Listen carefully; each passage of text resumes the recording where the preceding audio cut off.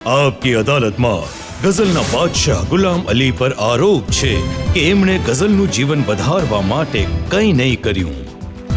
મલ્લિકા પુખરાજની દીકરી છે તાહિરા સઈદ. જી એમણે એક જગ્યાએ કહ્યું કે હિન્દુસ્તાન અને પાકિસ્તાન બંને જગ્યાએ ગઝલનું મૃત્યુ થઈ રહ્યું છે. હું નથી માનતો આ વાતને. જો મૃત્યુ થયું હોત તો હું દરેક સમયે બિઝી નહીં હોત. હું હમણાં 1.5 મહિનો અમેરિકામાં ગઝલ જ ગાઈને આવ્યો છું. મેં કોઈ ગીત નથી ગાયું, કંઈ બીજું નથી એમનું ગાયું. આખું નિવેદન તમને જણાવું તો એમણે કહ્યું કે પાકિસ્તાનમાં જી જો કોઈ બાળક જી ગઝલ ગાવામાં રુચિ દેખાડે છે જી. કે સૂફી કળામાં રસ લે છે તો એને જી, જી. ચંપલથી મારવામાં આવે છે.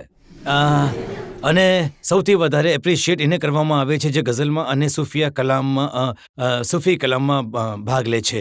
મેં પોતે મારી આંખોથી મેં જ ઘણા આ ચેનલ પર બાળકોએ ગાયું છે અને મેં જ એમને નંબર આપ્યા છે. પણ તમે પ્રયત્ન કર્યા કે બીજા જે ગઝલ સિંગર્સ છે એ સામે આવે? મારા જ ઘણા સ્ટુડન્ટ છે અને ઘણા મિત્રો છે, બાપ છે, જેના છોકરાઓ છે, જેમને હું આ જ્ઞાન આપી રહ્યો છું અને ગઝલની અને ગાયકીનો બધું કહી રહ્યો છું. આરોપ તો લાગે છે તમારું જેટલું ટેલેન્ટ છે માત્ર પોતાના સંતાનોને શીખવાડો છો તમે. નહીં સર, એવી વાત નથી. હું આખી દુનિયામાં તમે કોઈ સમયે તમે ભેગા કરો બધાને તો દરેક દેશથી આવી જશે મને પ્રેમ કરનારા, જેમણે મારી પાસે શીખ્યું. વ્યવસ્થિત ટેપ બનાવીને કેસેટ બનાવીને આપું છું કે આમ રિયાઝ કરો અને આ રીતે ગાતા રહો અને મારી જ ગઝલો નહીં પણ બધા જ સારા લોકોની ગઝલો સાંભળતા રહો અને એને કોપી કરતા રહો. જે સમય તમે શીખતા હતા તમારા ગુરુ પાસે, જી તો તમે ગુરુ માટે ડોલમાં પાણી પણ ભરીને લાવતા હતા, બિલકુલ. હુક્કો પણ સાફ કરતા હતા. બિલકુલ જી. 13 વર્ષ હું રહ્યો મારા ઉસ્તાદો પાસે. મારા ઉસ્તાદ તમને ખબર છે, ઉસ્તાદ મોટા ગુલામ અલી સાહેબ અને એમના નાના ભાઈ ઉસ્તાદ બરકત અલી ખાન સાહેબ અને એમના નાના ભાઈ મુબારક અલી ખાન સાહેબ, જેમની પાસે હું લાહોરમાં રહ્યો. 13 વર્ષમાં 24 કલાક ત્યાં જ રહ્યો અને મારી ઊંઘ નથી પૂરી કરી મેં. આ હકીકત છે. અદાલતમાં બેસીને તો ખોટું નહીં બોલવું જોઈએ ને. કેટલી મહેનત કરવી પડતી હતી ત્યાં? બસ મહેનત જ મહેનત હતી, કરવી પડતી હતી, બીજું શું. મહેનત જ હતી જે 12-13 વર્ષ અને ઇશ્ક સાથે કરી અને એ મહેનત નહોતી મારા માટે સારું હતું. શું રૂટીન રહેતું હતું? રૂટીન રહેતું હતું કે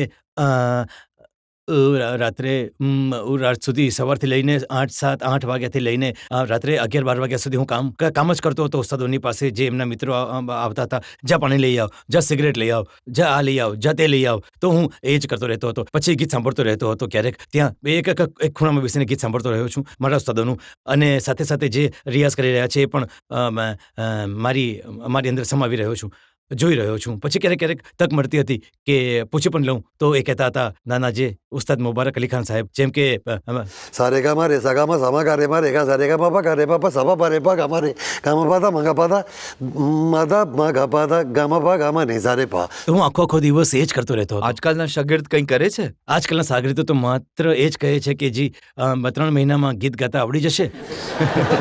તો હું નહોતો કહેતો, હું માત્ર ઇશ્ક કરતો હતો. જે નવી જનરેશન છે, જો તમારે એમને કોઈ મેસેજ આપવાનો હોય ગાઈને? એ જ મેસેજ આપી રહ્યો છું કે સુર શીખવાથી આવડે છે અને શબ્દો વાંચવાથી આવડે છે. એટલે કે એક વસ્તુ છે જે મેસેજ છે. એક છે શેર કે શહેર સુનસાન હૈ કિધર જાએ, તો એની મેં ધૂન બનાવી હતી.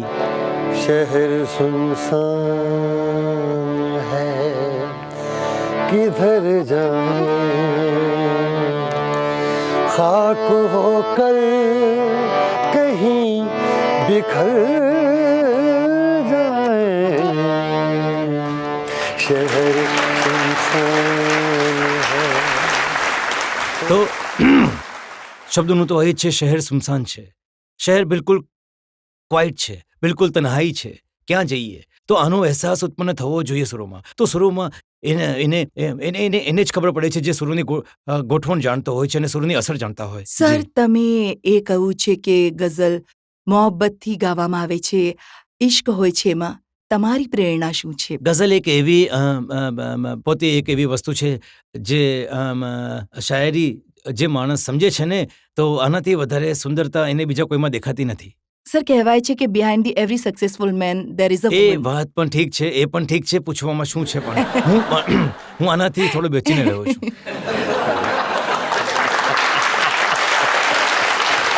જે રીતે તમે આટલા બિઝી ઇન્સાન છો, તમે દેશ વિદેશ ટૂર પર જતા રહો છો, જી. સૌથી બિઝી લાઈફ જી, છે. જી, જી. તો સીધી વાત છે, તમારી ફેમિલી તમારીથી થોડી નારાજ પણ રહેતી હશે. તો જ્યારે એ નારાજગી હોય તો છે, ફેમિલી તો મને છોડવા માટે તૈયાર છે.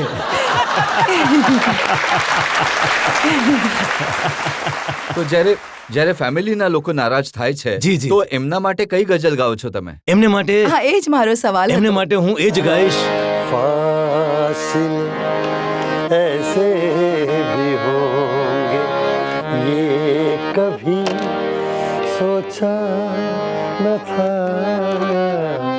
फासिले फासिले